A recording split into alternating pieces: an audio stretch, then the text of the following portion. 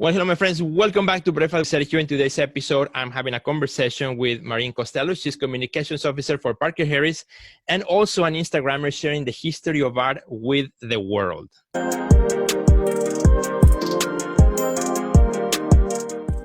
Well, hi, Marine. How are you today? Thank you for joining us. I know you've been quite busy this summer. You are Communications Officer for Parker Harris and also a very active Instagrammer, which you're going to tell us all about. You have a background in art history and you love that, and you've been very good at sharing that, your passion with the world through social media. So today we're going to talk about social media marketing in the now. That's kind of like the conversation that we're going to have. I found that you and I, we have a lot of things in common.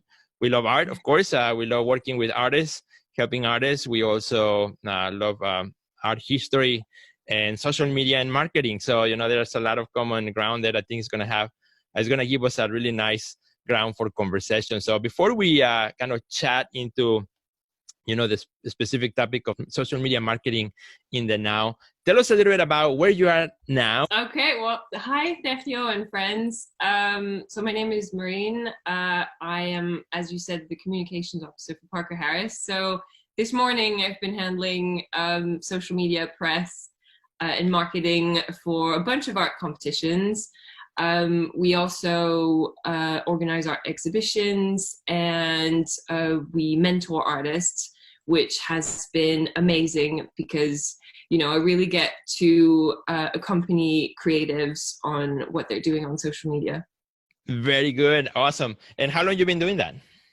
I've been doing it for the better part of a year after graduating from my master's in art history. So before that, I used to live in Paris, and I've since then moved to the UK.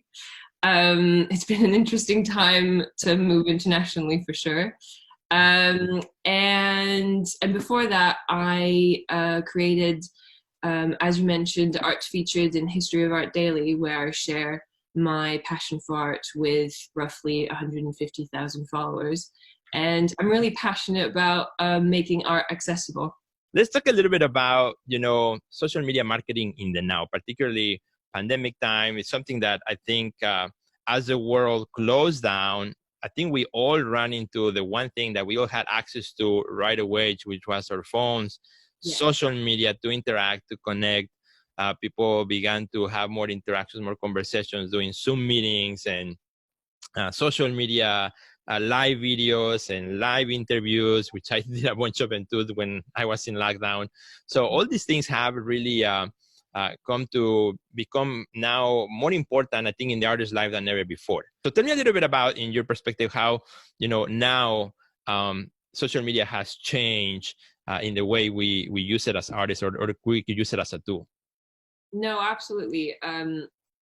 Well, in the first few weeks of lockdown, the time users spent on Facebook, Instagram, and co, it soared by 40 to 50%. Wow. Which is considerable. But as you said, we couldn't physically meet. And as of now, it's still not the same as before. So experiencing art, going to a museum is not the same. So we have to find different ways to make it accessible. So I think artists have really realized, if I'm not on social media yet, I need to get on it now. And if I am, I need to up my game. And it's really important for artists, I think, to take this time and familiarize themselves with it. So for somebody who has been shying away from social media, what are a couple, you think are really important tips that they can have today? Right. Well, if they're just starting out, I'd say, I think a lot of people are shy about it because they see it as a different world. But what's happening on Instagram isn't separate from your practice. Right. A lot of people draw inspiration from these social media platforms, for the better or the worse. Right. But, it's called social media for a reason. So I'd say my number one tip is to just be social and be yourself. You obviously want to project a professional image and show your work in the best light, but you can also be yourself. You don't have to be like the next person. You don't have to all of a sudden become this fake Instagram influencer. Personality, exactly. Exactly.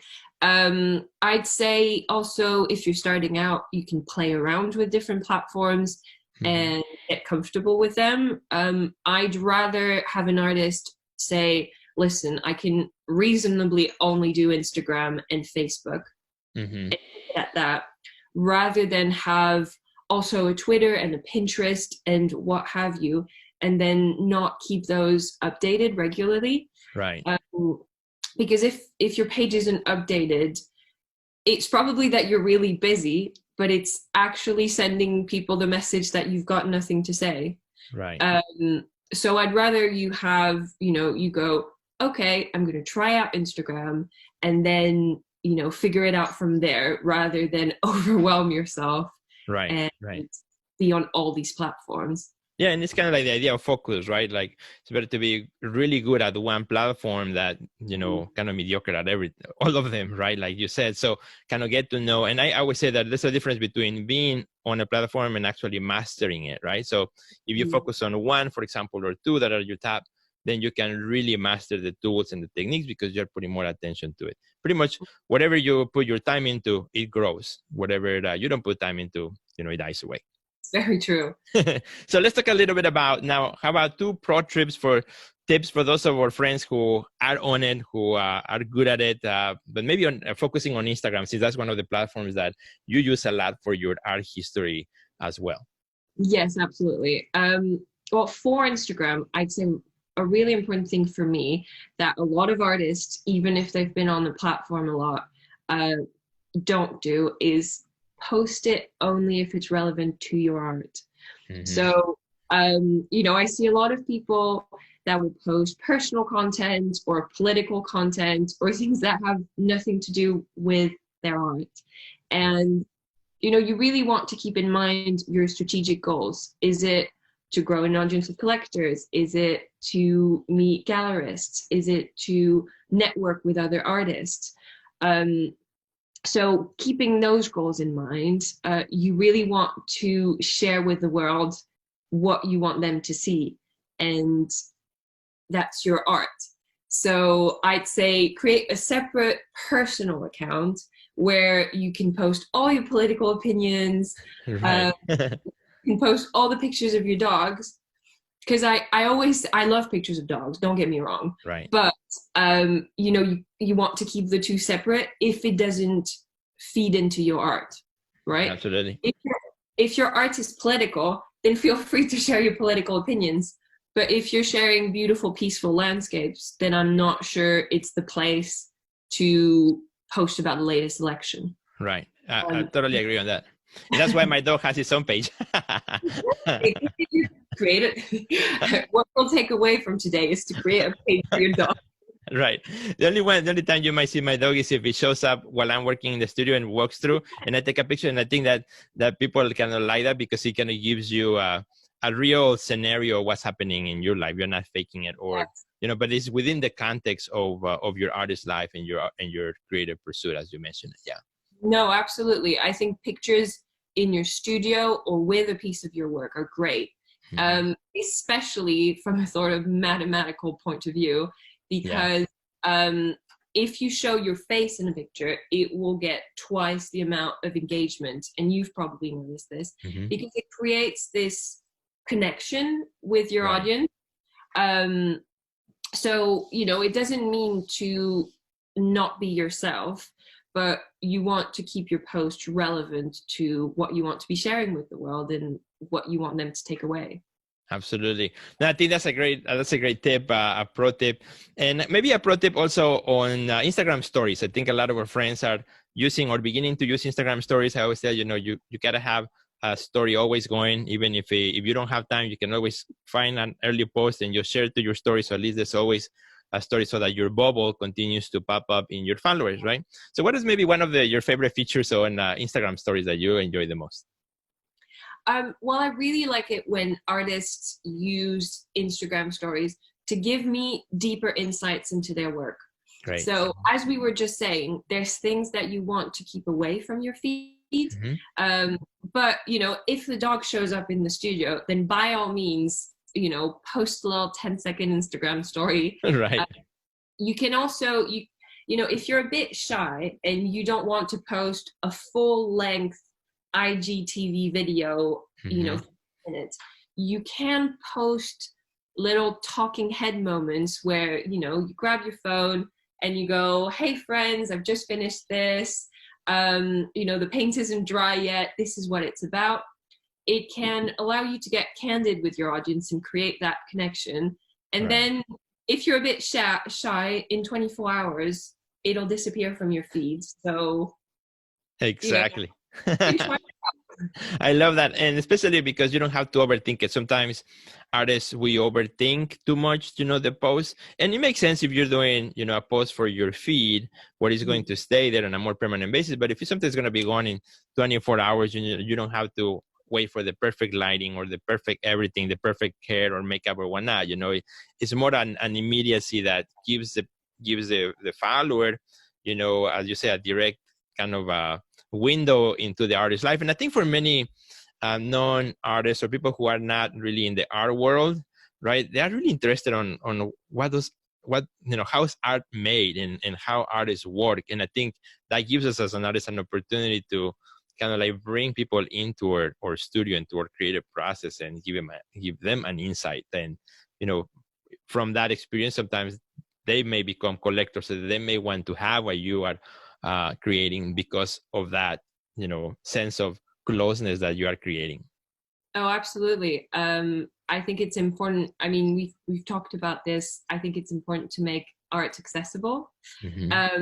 And also to sort of demystify this idea of the collector. Everyone can buy art. I don't think a lot of people would show up and describe themselves as a major art collector, but they still want to support your art if they're interested in it. So I do think, just as you said, it's important to bring people along on the journey with you and show them your process, and also to show them what the work is about. So to share the story, I think people are really interested in knowing about artists and how they work and why they created the thing they created. And it helps people relate to the piece.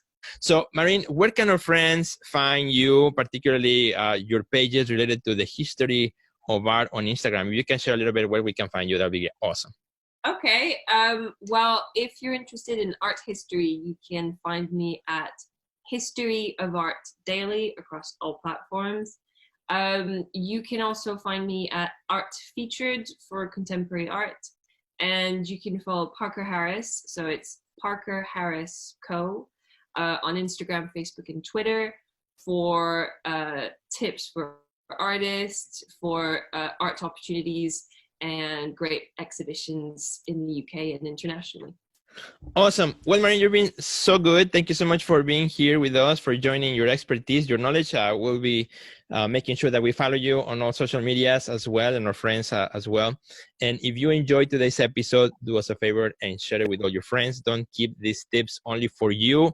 Share them also with all your friends so that they can benefit from that. And let's make sure that you follow Marine as well in all your social medias. Thank you, Marine, for being here with us. Enjoy the rest of your day. Thank you. Have a good day. Bye, everybody.